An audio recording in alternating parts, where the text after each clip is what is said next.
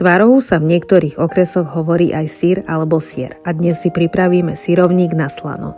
Potrebujeme 400 g hladkej múky, 100 g polohrubej múky, približne 300 ml mlieka, 1 vajce, 50 g rozpustenej masti, 2 lyžičky soli, lyžicu cukru a pol vrecka droždia. Do cesta ešte pridáme 1,5 šupe uvareného zemiaku. Na plnku si rozrobíme 2 tvarohy, 1 smotanu, soľ, korenie, bylinky a na masti opraženú cibuľku a slaninu. Do plnky taktiež nastruháme 1,5 šupe uvareného zemiaku. Do misky si dáme múky, vyhrabeme jamku, pridáme cukor, droždie, zalejeme teplým mliekom a necháme vzísť kvások.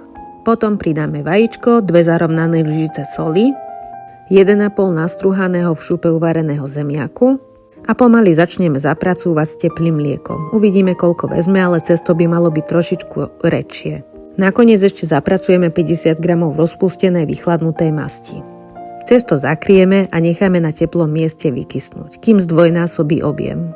Rúru si vyhrejeme na 200 stupňov, vykysnuté cesto natlačíme na vymastený plech a navrch naplníme plnkou. Pečieme na 200 približne pol hodinu, do zlatista. Je vynikajúci najmä s domácim kyslým mliekom. Tak dobrú chuť!